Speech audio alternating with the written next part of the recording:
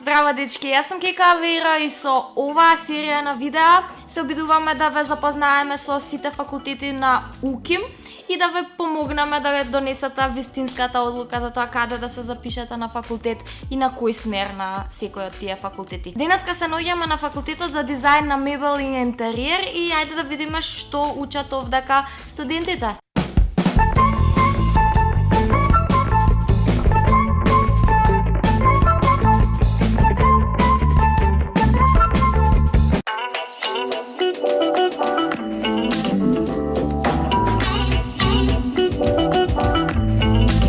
Јас сум Кристи Стојковски, студент на факултетот за дизајн и технологии на мебел и интериер, 4-та година, председател сум на студентскиот парламент и факултетот за дизајн и технологии на мебел и интериер.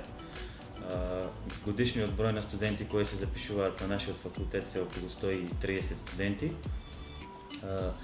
По образовниот процес на факултетот за дизајн и технологии на мебел и интериер се организираат 4 годишни додипломски студии, односно втор циклус на студии, односно магистарски студии, а во процес е и третиот циклус на студии, односно докторски студии. Во нашиот факултет постојат 4 смерови, и тоа механичка технологија на дрвото, дизајн на мебел и интериер, инженерство на мебел и дрво и проектирање и технологија на мебел и интериер.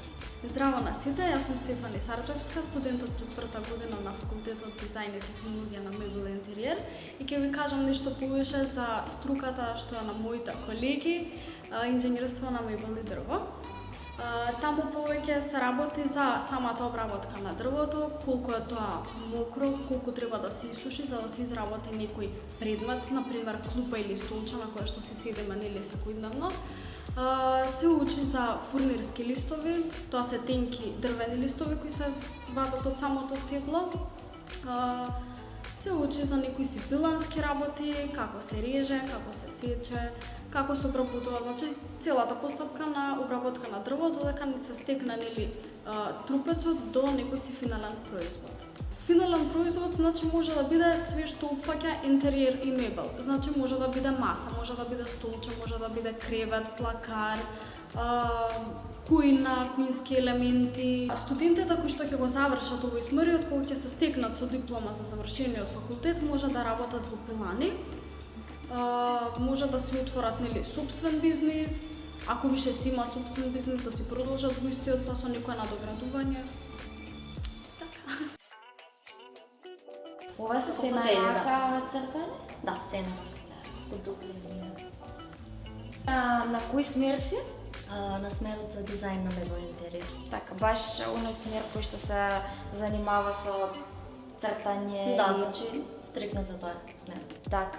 Што друго правите на смерот? Што друго се учи? Значи при смерот дизајн на мебел и интериер се изучува за најновите трендови во индустријата. Главно во смерот акцентот е задржан на проектирање.